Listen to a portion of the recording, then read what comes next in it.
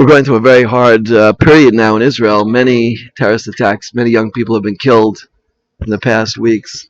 And we all have to ask ourselves the question, what can we do? What can we do to arouse Hashem's divine mercy that this should stop and we should see an end to these killings and we should be on the other side of this wall serving Hashem in the base of Mikdash. If you listen carefully, I don't know if you could hear it on this recording, but the Arab call to prayer is going on, and behind me is the stairway to the tunnel to the Arab mosque on Rabbi.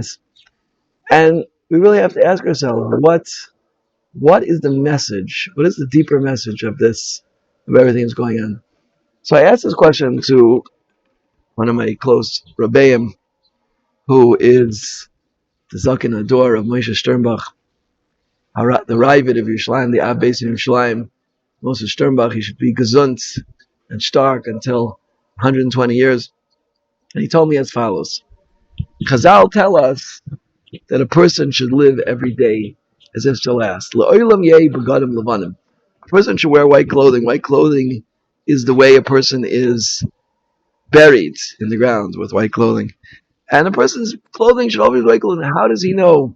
A person doesn't know how long they're going to live. A person doesn't know how many days, weeks, months, years they have in this world. And a person should try to live every day to its fullest. A person who lives every day to its fullest will have a different type of life. Every day will be meaningful. Every day will be special. And as we spoke before, every day counts. This is the message of Sfiras Omer. Before we come to the Kabbalah Satira, accepting the Torah on Shavuos, we have to know how important time is. So we're given a special mitzvah of Sfiras Omer.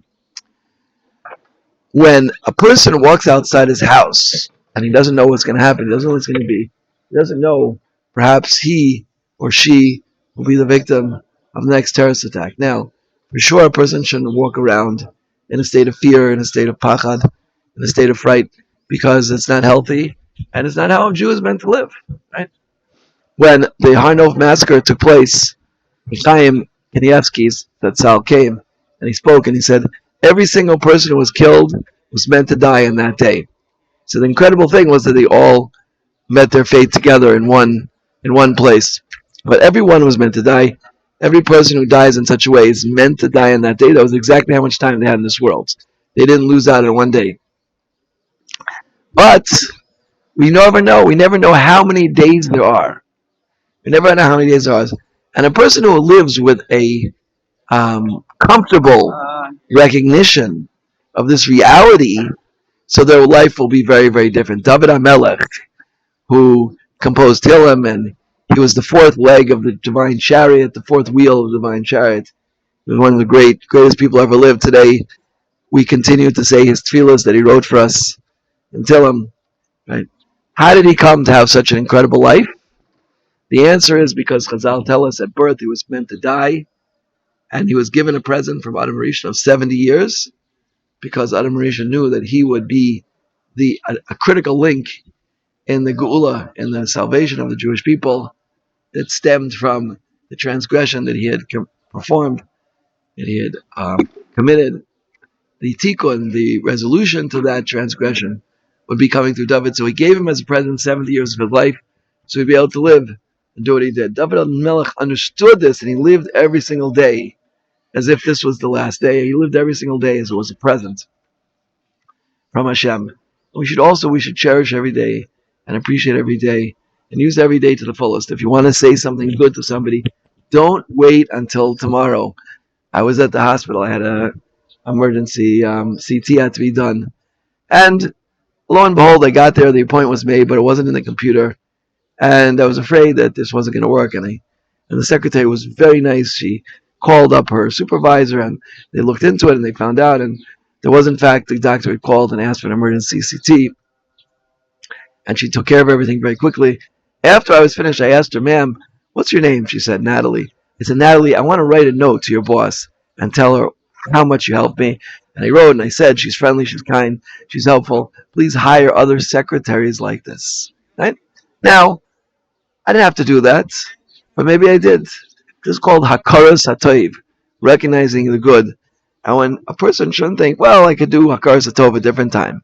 to your spouse, to your children, to your siblings, to your parents, to your friends, to your chavrusa, to your boss, to your coworker, even to your rosh koilel. Yeah.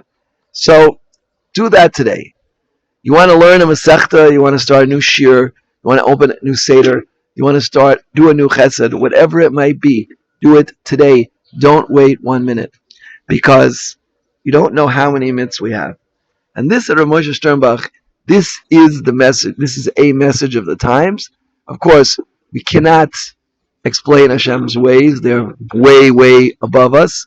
Marabu Masech Hashem. How great are your actions, God.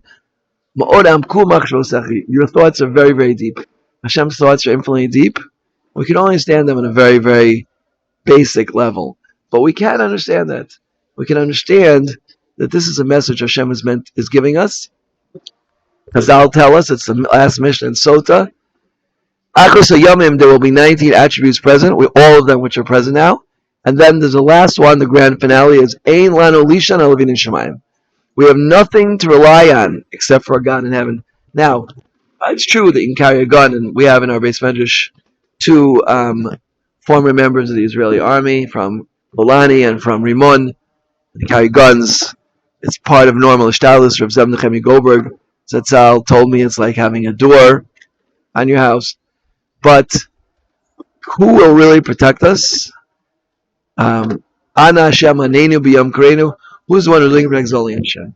We have to realize that, right? We have to realize that the number of days, minutes, hours, minutes, seconds that we have is counted, and every one we have to use the best. As it says by Avram Savar, they were born b'yamim. They came to Shemayim with every single day intact. And the more we internalize this, the more safe we'll be. Because we said so many times, right? Hashem sends us difficulties to wake us up, to elevate us. And the moment that we grasp what's really going on and come to do tshuva, that we won't need these as much, right? Hashem can relax the midas hadin, and we can come to the same understanding. Every nisayon that we have, there's a nisayon in Amunah, we come to the same understanding without difficulties. Hashem, in His great infinite mercy, should help end all of these terrorist attacks, and we should bring the Gula very soon. Amen. King to Ritzon.